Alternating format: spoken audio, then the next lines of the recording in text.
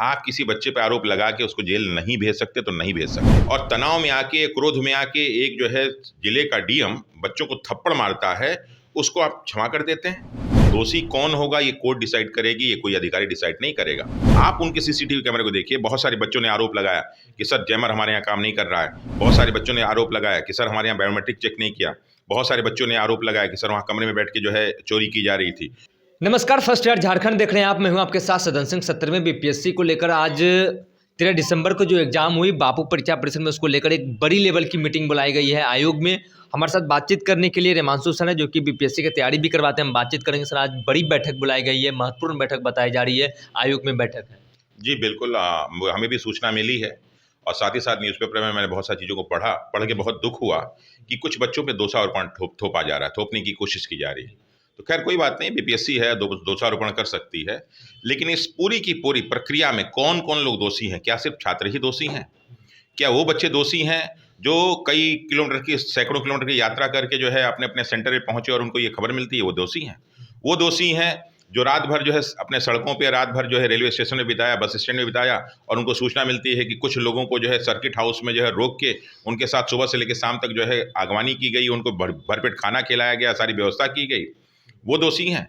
उसके या फिर वो दोषी हैं कि बच्चे जब सेंटर पे पहुंचे और उनको पेपर नहीं मिला, वो दोषी हैं। जो बच्चे जो है पेपर लेके वहां से बीपीएससी ऑफिस के पास पहुंचे, देखिए सब ये क्या क्या हुआ है, क्या वो दोषी हैं?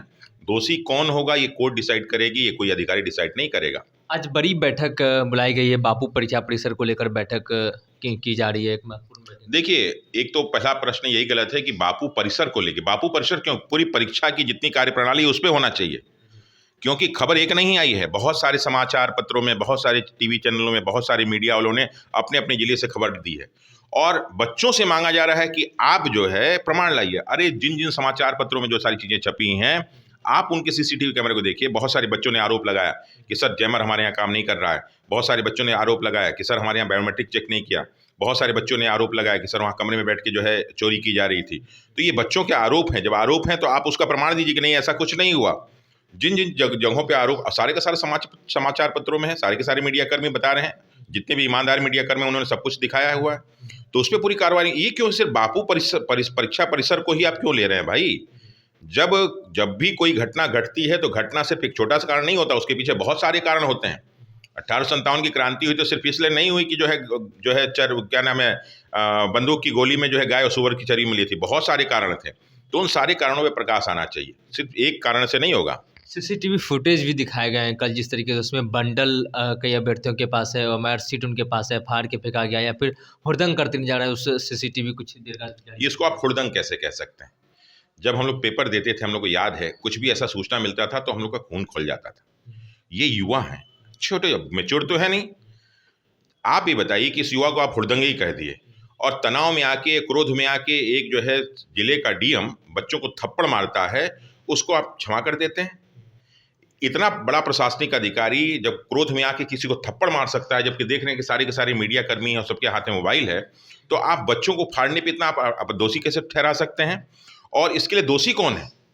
आप जो है प्रेस मीटिंग करते हैं और उसमें बुलाते हैं, कहते हैं कि साहब ये फट ही नहीं सकता, और फिर अगले ही बार जो है क्या नाम है वो वीडियो आने लगता है कि देखिए कैसे फटता है आसानी से। तो आपकी बातों में कंट्राडिक्शन है। सर, ये हुड़दंग की बात हम नहीं कह रहे हैं, क्योंकि आयोग की तरफ से ये कहा गया कि कुछ असामाजिक तत्वों के द्वारा भड़काया गया, वहाँ पे विद्रोह किया गया है, इस तरीके का बयान आयोग की तरफ से दंडाधिकारी डीएम को रिपोर्ट सौंपा है और डीएम ने आयोग को रिपोर्ट सौंपा। उसके तहत ये भी कहा गया है कि जो भी अभ्यर्थी हैं इसमें संलिप्त हैं, उनके ऊपर हत्या की मुकदमा चलाई जाएगी, ऐसी भी बात सामने आई। देखिए, उनके कहने से हत्या का मुकदमा नहीं चल जाएगा। मुकदमा किस पे चलेगा ये कोर्ट डिसाइड करेगी, ये अधिकारी डिसाइड नहीं करता। अधिकारी के पास इतना पावर नहीं दिया गया। अधिकारी के पास, एग्जीक्यूटिव के पास सिर्फ और सिर्फ दिया गया है कि जो उसको अधिकार दिया गया उसको संपादित करेंगे और ईमानदारी के साथ संपादित करते हैं। आप अपने कार्य को ईमानदारी से संपादित नहीं करते हैं और दूसरे पर दोषारोपण करके उसको कहते हैं उस पर हत्या का मुकदमा चलेगा। एक अधिकारी की वहाँ जो है हार्ट अटैक से मृत्यु हो जाती है और बच्चों को आप दोषी ठहराते हैं। कोई भी आज तक आपने कभी ऐसी घटना सुनी है? पेपर तो बहुत सारे लीक हुए हैं। इसके पीछे कोई और है। उस तनाव में उन्होंने झापड़ मारा, डीएम साहब ने, उस तनाव में जो है उस अधिकारी की मृत्यु हो गई और आप उसका दोषारोपण बच्चों को थोपने लगे। बच्चों के साथ हम लोग कुछ नहीं होने देंगे। एक्सक्यूज ये भी दिया गया कि जाम के कारण से एम्बुलेंस फंस गया, जहाँ पे अभ्यर्थी जाम प्रोटेस्ट कर रहे थे, जाम कर दी थी, जिसके कारण उनकी मृत्यु हो गई। ये देखिए, मैं भी जो है सरकारी सेवा में रहा हूँ और मुझे याद है कि हमारे ज्वाइंट डायरेक्टर साहब का जो है ऑफिस में हार्ट अटैक हुआ और वहीं पे उनकी मृत्यु हो गई और जो है ऑफिस के कागजों में लिख दिया गया कि रास्ते में ले जाते हुए मृत्यु हुई। इतना प्रशासनिक कार्य मैं भी देखा हूँ, मेरे भी बहुत सारे दोस्त अधिकारी हैं, रात भर में मैं सारी कार्य प्रणाली को देखता हूँ और इन सब तुरंत। अच्छा एक बताइए, हम लोग भी पेपर दिए हैं, पेपर जहाँ पे होता है, जब 10th का पेपर होता है तो उसमें कोई घुस नहीं सकता, चींटी घुस नहीं सकती, एक पक्षी नहीं घुस सकता, और यहाँ पे बच्चे इतने सारे घुस गए, मोबाइल लेके घुस गए और बच्चों पे आप दोष करते हैं। जो वहाँ सुरक्षा व्यवस्था लगाई गई थी, जो वहाँ अधिकारी नियुक्त थे, पहला अपराधी वो हैं और आप सीसीटीवी कैमरे में यही दिखा दिए कि पेपर फाड़ते हुए। अरे सीसीटीवी कैमरा जो है रात से दिखा जाएगा, 12 दिसंबर की रात से लेके और 13 दिसंबर की रात तक दिखा जाएगा, पूरा सारा का सारा फुटेज आएगा। कुछ देर का नहीं, कुछ देर का क्यों, कुछ देर में तो हम अपने मतलब का दिखा। अगर आपको ही दिखाना हो तो इस मीडिया में आप जो है कुछ भी 1 मिनट का दिखा देंगे, बाकी सब मेरी बात को छोड़ देंगे। सर एक बात आयोग ये भी कही कि जिस दिन ये घटना हुई उसके सामने आयोग ने ये बात कही कि 192 ही बंडल पहुंचे थे, 235 पहुंचना था, लेकिन फिर उसके बाद ये कहते नजर आ रहे हैं कि जो रिपोर्ट सामने आया कि 10 से 15 मिनट की देरी हुई है मात्र, और उसमें ये लोग हंगामे करने लगे। देखिए वही कह रहे हैं ना कि एक तरफ आप खुद इस बात को कह रहे हैं, डीएम साहब के बयान आते हैं 13 तारीख को दोपहर में कि ऐसा ऐसा हुआ और बीपीएससी उससे पल्ला झाड़ लेती है, और फिर कहीं ना कहीं प्रेशर से आता है तो फिर डीएम साहब के स्टेटमेंट बदलने लगते हैं। तो वही तो कह रहा हूँ कि क्या बच्चों की वजह से डीएम साहब ने स्टेटमेंट बदला या बच्चों के लिए उन्होंने स्टेटमेंट उस तरह दिया था? ये सारे के सारे जो है अलग अलग बातें अलग अलग टाइम पे आ रही हैं, यही सारी चीज़ों का छानबीन होगा। कौन कौन से बच्चे बापू परिसर में बैठे हुए थे, उनका रोल नंबर क्या था, कौन बैठ के दे रहे थे, वो किस किस से जुड़े हुए हैं, सारी की सारी चीज़ें खोजबीन होंगी। आप किसी बच्चे पे आरोप लगा के उसको जेल नहीं भेज सकते तो नहीं भेज सकते। कुछ ही दिनों में हाई लेवल की बैठक होने वाली है बीपीएससी में, क्या कुछ फैसला आएंगे उसको लेकर? देखिए हम तो वहाँ के सदस्य हैं नहीं जी, ठीक है, तो हमें उससे क्या मतलब, हमें जो है उससे कोई मतलब नहीं। वहाँ मीटिंग में क्या लेते हैं, और मीटिंग में जो बात उठाई कि बापू परिसर में क्या हुआ, पूरे बिहार में क्या हुआ बीपीएससी में, इस पर मीटिंग होनी चाहिए। बापू परिसर में क्या होता है, छोटी सी घटना है, सारे के सारे टीवी और सारे न्यूज में बहुत सारी चीज़ें दे रखी हैं, तो इसके लिए मैं नहीं कहूँगा। लेकिन किसी भी छात्र को ना ही बीपीएससी जाना है ना किसी अधिकारी से बात करना है।